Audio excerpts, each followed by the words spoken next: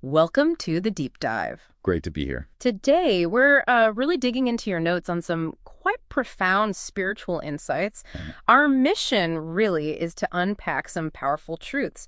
We're looking at God, the unique struggle of Jesus, and, what following him actually means. Yeah, some foundational stuff. Get ready for maybe some aha moments. Could shift how you see things. Hopefully. Okay, let's unpack this first idea. Your sources highlight something fascinating about temptation. Okay. We know from James that God doesn't tempt anyone, right? That temptation comes from our own desires. Exactly. It wells up from within us, leading towards sin. But how does that work for Jesus? I mean, he took on human form, what your sources call cursed flesh. That's the crux, isn't it? So the sources are really clear. Even with that human nature, Jesus himself wasn't tempted internally by evil. He literally couldn't sin. Couldn't sin, not just didn't. Couldn't. Satan threw everything at it constantly, an external assault. But Jesus, utterly unwavering. So how is that possible? How did he have that level of purity, even with, normal human physical desires? Well, the thinking in these sources is that because Jesus is love and was completely filled with the Holy Spirit, his love for God, for his Father, and for us was just absolute. Absolute love. Yes. Yeah. And that love fundamentally overwhelmed any of those fleshly desires. It wasn't like a battle he might lose. The love just canceled out the possibility of sin taking root inside him. Wow. So temptation was always external, never an internal pull for him. Precisely. A really powerful perspective on his perfect nature. Okay, that picture of perfect love, it sets up the next point about his suffering, which gets really intense. We often focus on the physical pain of the cross, understandably, but your notes suggest his deepest agony started before that, in Gethsemane. That's right. Gethsemane was key. The sources argue his anguish wasn't primarily about fearing the nails or the physical torment. Not the physical. Not primarily. It stemmed from the spiritual torment, the horror of being abandoned by his loving Father. Because he was taking on all sin. Exactly. Bearing the weight of all of it created that separation. But, and this is amazing, your notes go further. They suggest his greatest pain wasn't even his own sense of abandonment.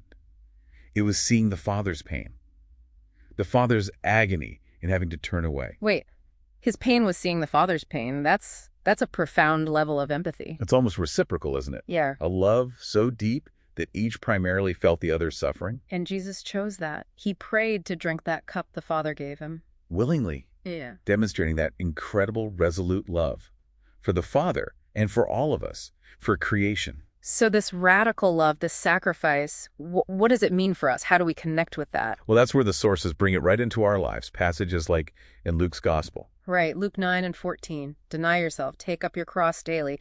Even the bit about hating family and your own life to follow him, that sounds hard. It sounds extreme. Yeah. But it pushes us to think about what ownership really means. Ownership? Yeah. The sources flat out state, nothing is truly ours. Yeah. Not our life, not our time, not space. It's all God's. Everything. Everything. So being a true disciple means, and this is a striking image from your notes, spitting out the fruit of the tree of knowledge of good and evil. Oh, okay, what does that mean practically? It means rejecting that deep human instinct to say mine, to claim ownership. Instead, you acknowledge everything you have as a gift from God, and it's meant to be offered back to him, a total surrender. And that surrender, that giving up of mine connects to love, doesn't it? Directly. John 15, Galatians 5. The fruit of the Spirit is love. Right. Abiding in Jesus means keeping his command. Love one another as he loved us. That kind of love is what makes the surrender possible. It's not just a rule. It's a power source. It enables us to let go of our stuff, our lives, and live for God. That's the idea.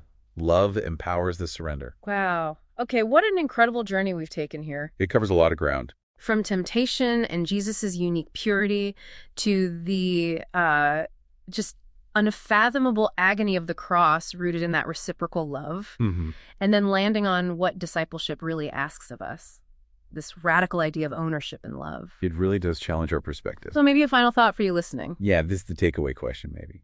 If everything truly belongs to God, and the core command is love, I mean, what one small thing, maybe just one piece of what you think of as yours, might you be called to surrender today? Not like a heavy obligation, but... No, not as a work to earn something, but just as an act of loving obedience responding to that love. Something to think about.